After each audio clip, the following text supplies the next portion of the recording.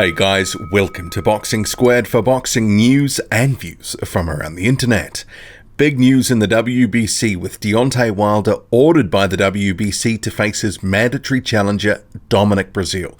So I'll crack straight into the release from the WBC, then on to some reaction from Dominic Brazil and also Dillion White, followed by a few thoughts. Buckle in. Let's go. And I remembered the sound effect today. Anyway, okay. The WBC, see on screen here, status of the WBC heavyweight division. March 6th, 2019. Number 1, background. During the WBC 55th Annual Conference in Baku, Azerbaijan in October 2017, the WBC Board of Governors voted to accept a final elimination bout in the heavyweight division between Dominic Brazil and Eric Molina. The Brazil v Molina bout took place on November 4, 2017, and Dominic Brazil emerged victorious, thus becoming the WBC heavyweight mandatory challenger. On the same date, WBC heavyweight champion Deontay Wilder fulfilled his mandatory obligation by defeating Berman Stavern. On March 4, 2018, Deontay Wilder defeated Luis Ortiz in a voluntary defense of his title.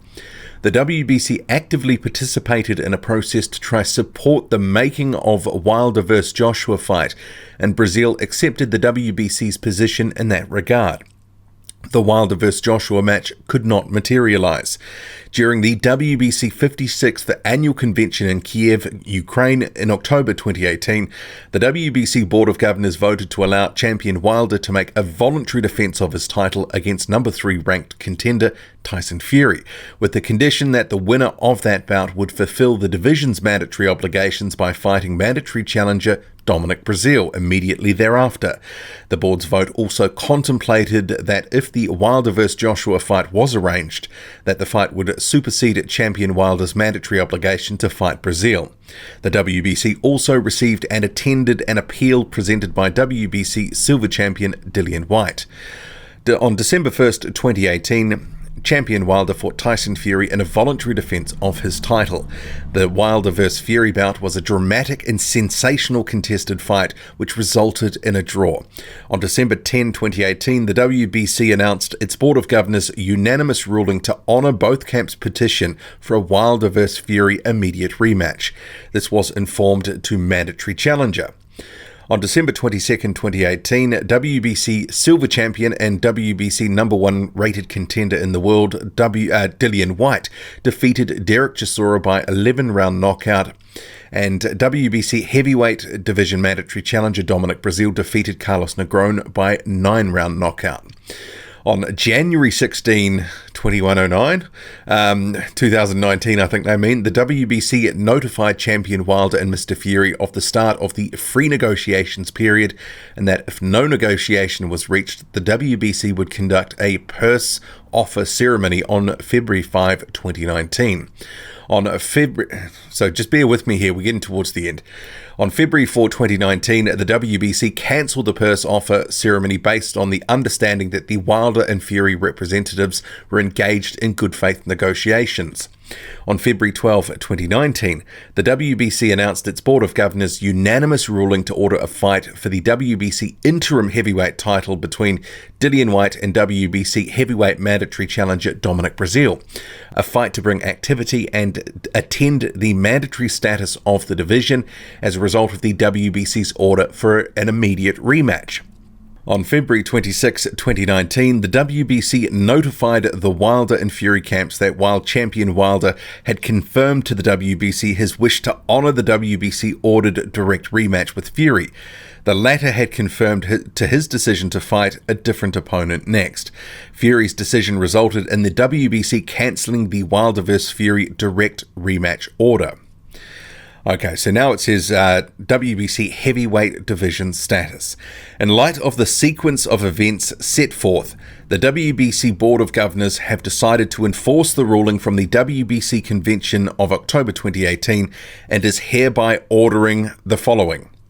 WBC World Heavyweight Champion Deontay Wilder shall fulfill his mandatory obligations by fighting Dominic Breazeale.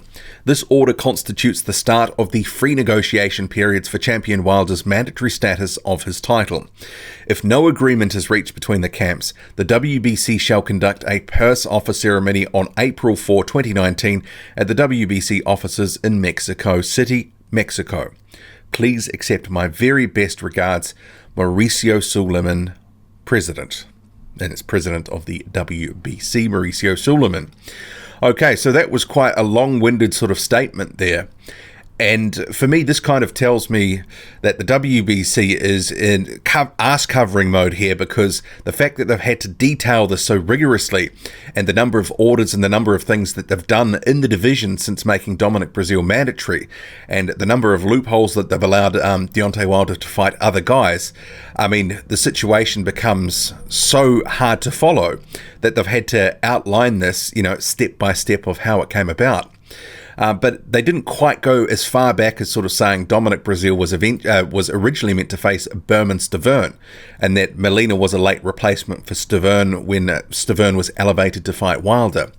So you could have argued at that point Dominic Breazeale and Eric Molina that should not have been a final eliminator. And what the WBC didn't outline in their statement was there was a lot of confusion about what actually was happening with that fight. Was that a final eliminator, or was it just downgraded to an eliminator? Because there was some funny business on the WBC website where they had changed it from final eliminator to eliminator. So this is not straightforward. I did videos at the time and asking the question, what is going on here? Because it really wasn't clear. And the WBC only confirmed publicly that Dominic Breazeale was the mandatory in about May of 2018. So that situation went along for a number of months where no one really knew what was happening. And Eddie Hearn said he had been told by Mauricio Suleiman that Dominic Breazeale was not the mandatory, when in fact he had been all along. So this whole thing has been incredibly messy regarding Dominic Breazeale. But he is going to get his wish now. So the key takeout, besides this massive explanation detailing how we got here, interim fights and rematches ordered, Tyson Fury having an exception to fight Wilder instead of Breazeale, all this sort of bits and pieces. Deontay Wilder has been ordered to face Dominic Breazeale next. There will be a purse bid on April the 4th, 2019 in Mexico, should they not reach a deal beforehand. Is this the fight most people wanted to see? No, but this is the heavyweight division. We really get what we want.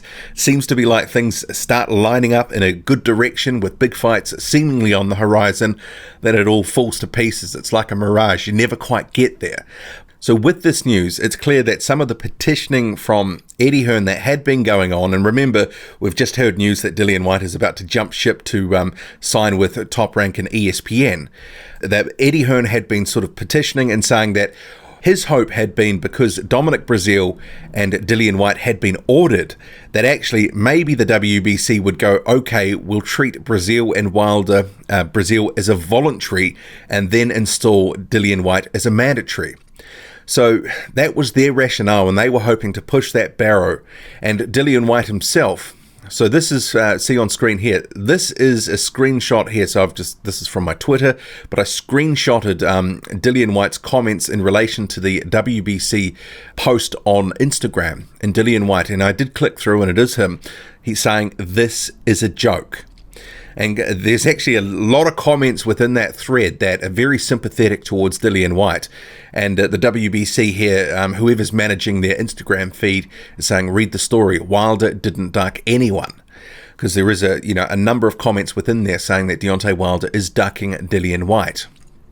Dominic Breazeale, meanwhile, he is saying on Instagram, I have been patiently waiting for this moment for 2 years now.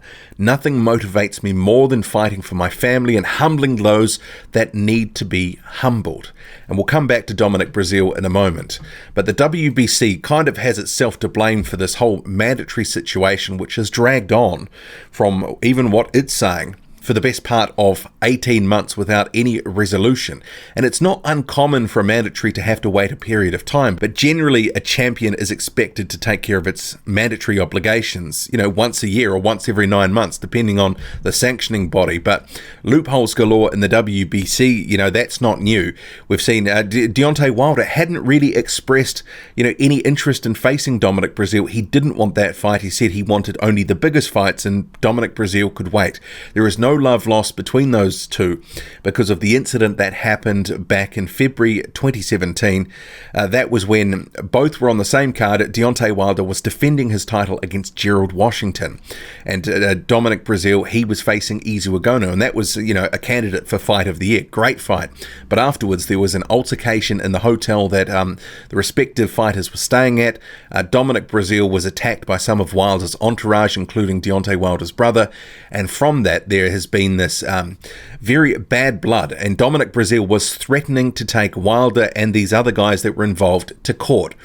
But later that was seemingly, sort of fell by the wayside as he became the WBC mandatory, because you can sort of guarantee Deontay Wilder's probably not going to be willing, or his advisors, because remember, these guys are now advised by the same guy, Al Heyman. And you can guarantee Al Heyman would not have wanted, any legal action hanging over Deontay Wilder, for any length of time. But that seemingly fell by the wayside. Dominic Breazeale became the mandatory and has been waiting. And in that period, Deontay Wilder actually said a few controversial statements regarding Dominic Breazeale, because he was saying, look, this guy's talking too much. But then he said, I want to look into the eyes of, his child to, so his son knows the man that's going to cripple his daddy, or words to that effect. That's, me paraphrasing what he said. And Dominic Breazeale, and this is the sort of clip on screen here where he was reacting and exploding to it. This was in the cards, very heated sort of stuff. I won't play it, but he was really going off his rocker, and he wants to face Wilder and bash him. And Deontay Wilder in recent days has sort of come out and said, if I'm not facing Tyson Fury next, then I want to get my mandatory out of the way, and I want to wipe Dominic Breazeale off the face of the earth. I want to smash him up. I've got to take care of this, take care of my obligations, and get him out of the way. I don't want this hanging over my head. And that was a bit of change of tact from Deontay Wilder, because he'd shown zero interest until now to fight Dominic Breazeale. But with other options falling over, he didn't want to negotiate with Anthony Joshua recently. Tyson Fury has pulled out. He wanted an interim fight before facing Deontay Wilder again, and that wasn't something Deontay Wilder was interested in. He wanted it next, but we're not going to get it next. And this is the fight that we're going to get. So Dominic Breazeale and Deontay Wilder, it's an okay fight, but I would be very surprised, because I've heard some people suggesting that this would be on pay-per-view. I would hazard a guess here that, if this was to be on pay-per-view, it's probably going to tank and not do great numbers. Maybe 100,000 or 150,000 buys or something like that. For me, this is not a pay-per-view worthy fight. There is no way that I would want to part money to watch this. I don't mind paying my fees, for cable TV, all that sort of stuff, but actually having to pay, a big chunk of change, because this isn't necessarily one of the best matchups that could have been made in the division right now. And sure, Dominic Breazeale, he's a big guy. He's, actually about the same size as Wilder. He's tough. He's durable, but he's also limited, and he's extremely hittable. He's one of these guys that, eats punches to get away his own work. We saw that again with Carlos Negron. Carlos Negron is a fringe contender at best, and he was able to piece up Dominic Breazeale at different spots in their fight, having a lot of success. Ultimately, he started to tire. Breazeale started to catch up with him and knocked him out in the 10th round of their fight. So that was another display where Dominic Breazeale was taking, a lot more punishment than he really should have. And a guy like Deontay Wilder, who's got a big right hand and who's got knockout power, and Breazeale has been hit and hurt before. Izu Agono was piecing Dominic Breazeale up before he got clipped. He got, a bit reckless in there, and ultimately Dominic Breazeale caught up with him. So that is a risk with Breazeale, that he can take some punishment and eventually catch up with you.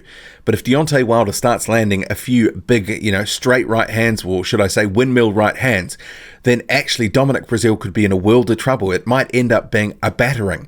There is some interest in this fight for me, but I do think Deontay Wilder would go in the heavy favourite for a reason. So Dominic Breazeale and Deontay Wilder, I do hope this isn't on pay-per-view, because I don't think it's pay-per-view worthy. And this isn't necessarily a fight that really raises Deontay Wilder's profile and helps him sort of close the gap with Anthony Joshua or Tyson Fury on the commercial front, because Tyson Fury is creating a new thing over at ESPN. Joshua is already streets ahead in terms of the commercial value. This really does nothing to help Wilder close the gap to try get some of that 50-50 money that he's after with Anthony Joshua. Ultimately, he may get that just because if Joshua wants that fight, he may have to cede to Wilder's demand. But there is some risk with this fight. Dominic Brazil can punch, and we've seen Wilder can be hit and hurt before, but he does go in the favourite for a reason. What do you make of it all? Drop a comment, loud and often. Hit like, hit subscribe, follow me on Twitter, boxing_squared. I'm out.